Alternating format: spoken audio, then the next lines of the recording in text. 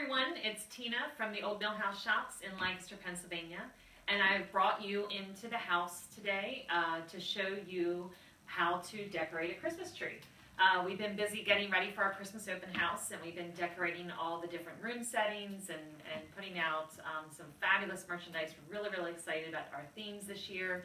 And as I was decorating some of the Christmas trees, I noticed that I had a lot of customers come up to me and ask me, how are you putting on those lights? How do you do that garland? And what do you recommend for ornaments? And I thought, you know what, what's better than to put together a tutorial and put it out there for all the customers to see as to how to string lights on your Christmas tree, or how to put a garland on, how to put your ornaments on.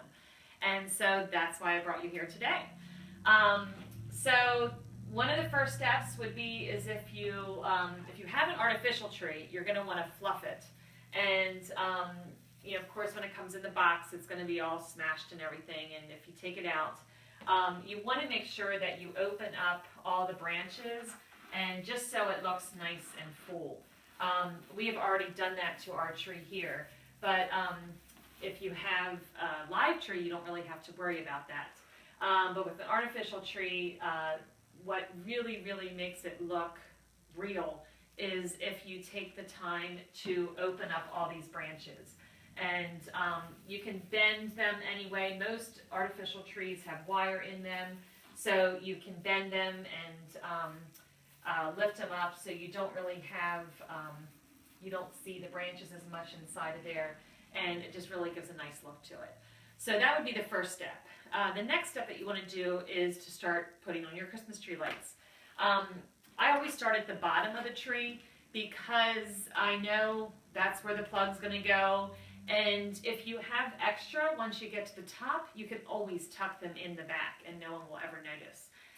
So that's why I always start at the bottom. It's a little bit harder if you start up top. You might have extras and then nowhere to go with them. So I always recommend the bottom. The next thing I always recommend is weaving your lights in and out of the branches. So I've already started here with the bottom, but just to give you an idea here, what I do is I bring the light out to the outside of the branch, and then I'm going to tuck this the whole way back in. And I'm not going to have it stiff, I'm going to have it kind of loose so it lays and it looks natural. And I'm going to use some of these branches on the inside here to just kind of keep it in place too. That's the other thing nice about an artificial tree, is that you do have those bendable branches to keep your lights in place. So I go out, and then I go into the branch, and then I come right back out. And once again, just wrapping it around. And I'm going to keep doing this the whole way around the tree. So it gives a nice level look. You don't have this round circle of garland of lights, and then what happens with that too, it gets in the way when you want to hang anything else. This way, if you keep it to the branch, then you don't have to worry about it getting in the way of your ornaments or anything else. So once again, I'm just weaving it in and out of the branch. And here, for example, I'm at the end, so I'm just going to add another set. This is a fairly large tree, so I'm working with the hundreds. Sometimes on smaller trees, I like to work in 50 light sets, because it's just a little bit easier to manage. But with the larger tree, I'm going to need a lot of lights, and so I figured I'd work with the 100 light sets. The plug, perfect thing to do is just hide it right on the inside. No one's ever going to see it. And then just keep weaving in and out. I get asked a lot of times how many lights for a tree. And I usually tell people, depending on the size of your tree is going to depend on how many lights you have. The same with the size of it. If you have a slim tree, you might not need as many as you would with a fatter tree.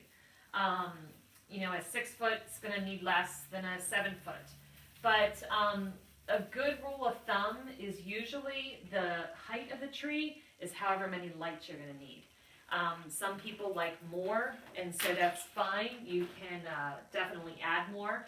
But this is a 7-foot tree, so minimum is gonna be 700 lights. And so that would be 7 of the 100 strands that I would be using on here. So keep that in mind, 6 foot, 6 strands, and if it's skinnier, you might be able to get away with 5. But I'm going to keep doing this, and I will bring you back when I have it all complete here, and just talk about a couple other things with your lights. All right, thank you.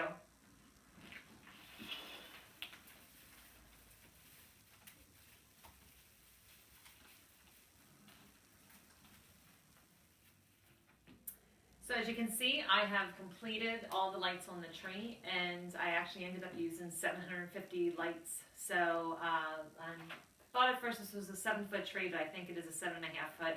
So there you go. The size of the tree was the exact amount of lights, and as you can see, this is a wider tree. So it held true to that statement, where if it was to be a little bit narrower, I may have gotten away with 700 lights. The one other thing that I like to do when I'm all done is the squint test. And what you would do there is you just kind of stand back and you just close your eyes ever so slightly just to squint them. And it kind of gives you a visual as to where the lights are, and you can see them better on the tree. And you might find that, you know, maybe you need to move a couple up a little bit or down a little bit. But the squint test is always good to do just to see how your lights have been laid out on your tree. So the next up is the garland. The next thing I'd like to add to the tree is the garland. And you can do a couple different things here. For this particular tree, I'm using a ribbon as my garland, or you can do a beaded garland, or you can do a berry garland, pretty much anything that you would like. I always like to do that next because depending on how you weave it into your tree, it could interfere with ornaments. And so this is a fairly large tree, so I just wanted a nice accent on the inside to bring some color in there, and just to make everything, once I get the ornaments on there, just to make everything pop. So what I'm using is a wired ribbon. And it's great because it's bendy, it's flexible, and so you can tuck it in and really play with it and not have it be that difficult. I do like to keep it on the inside of the tree.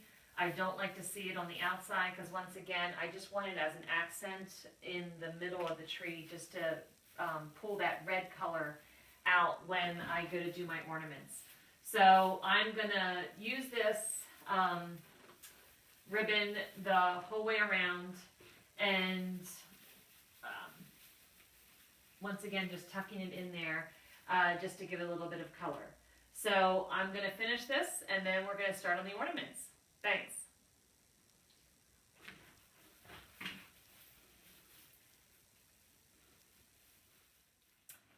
I finished putting on the ribbon, and on this tree I used about 15 yards of ribbon. I did want to mention too, if you're using a strand of garland, usually what I've tried to figure is, once again, the height of the tree is how many garlands you're going to need. So if you have a 7-foot tree, you're probably going to need 7 garlands, 8 foot, 8 garlands.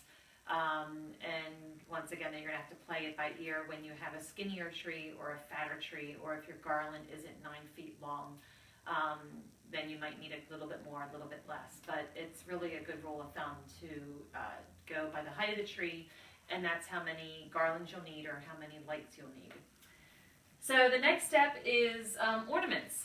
And what I usually try to do is I try to do my larger ornaments first. And what you want to do is you want to tuck them inside, once again, to give some depth to your tree, the same reason why I was putting the garland on the inside.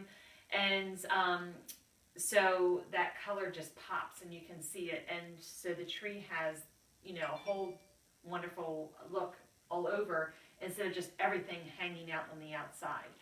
So I usually take, your balls or ornaments or whatever you're going to be using, and I try to put these on in like a triangular section. You may have a whole bunch of different ornaments, and you know, here in the retail world we have a lot of the same ornaments, and so you know, a lot's going to go on this tree. But you may have, you know, a red ball, silver ball, you know, green ball, whatever. But the basic thing that you want to always do is work in a triangular section. So for example, I added a ball here, one down here, and one there. So my next one is probably going to be, you know, catty corner to this one. And then I'm going to add another little one, you know, up from this one. So you're always working in that triangle of an area. And that's going to go with all ornaments. And basically why you do that is to make sure that your ornaments get spread out all over the tree. No matter if it's all different ornaments or if it's a lot of the same thing, if you have a lot of red balls, you just want to make sure that they get spread out and they're all not in one area. So I try to do that with every ornament that I put on. So once again, there's 1, 2, 3. I'm going to add another one up in this section. And then I'm going to come around here and I'll put a larger one back in this section. And I keep doing that. You might not be able to see me from over there. I keep doing that until I've put all of the one ornament that I want on, and then I'll go on to the next ornament and do the same thing. And I'll keep repeating that process. Myself, I have, my tree at home is all old world ornaments, and so there's nothing that's the same. But I still use that same concept of, you know, putting an ornament here, one here, and then going back and doing another triangle section, and another one, and another one. And so I spread them all out around the tree, and so it's even. And I find that it's not lopsided unless my kids have tried to help me, and then sometimes it is. But when it's just myself doing the tree, that's how I do it, to make sure that I give that tree a uniform look. All right, I'm going to put on some ornaments, and I will be back. Thanks. Well, here you go. It is the finished tree. And if you have a chance to stop by the store and see it, please do. Wanted to just point out that, you know, I do have an assortment of different ornaments on there, some different textured things. I have the larger ball ornaments that I had shown you in the very beginning that I tucked back in.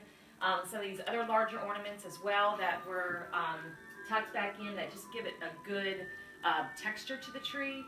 And, you know, some signs on there, different variety of sizes of ornaments. And what I like to do at the very end is add a tree topper. And I usually don't decide that until I'm completely finished to see what the tree looks like. And then I'll decide from there exactly what I want to add. Sometimes I'll add berries to the top. Sometimes we'll add just a larger ornament. We've done, you know, an actual tree topper before too. And you can really play around with it and decide what you want to do. I've done some greens before too with a bow. What I decided today is I just wanted to keep it simple, and so I just used the same ribbon as I used for the garland, just to kind of pull it all together and give it that finished look. And I wanted something simple because I didn't want to draw away from these ornaments that are on here, and so that's why I went with the simplicity of a bow. So hopefully this little tutorial will help you.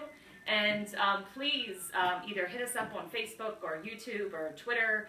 If you have questions about decorating your tree, I'd be happy to help. And hope you all have a very Merry Christmas. Thank you.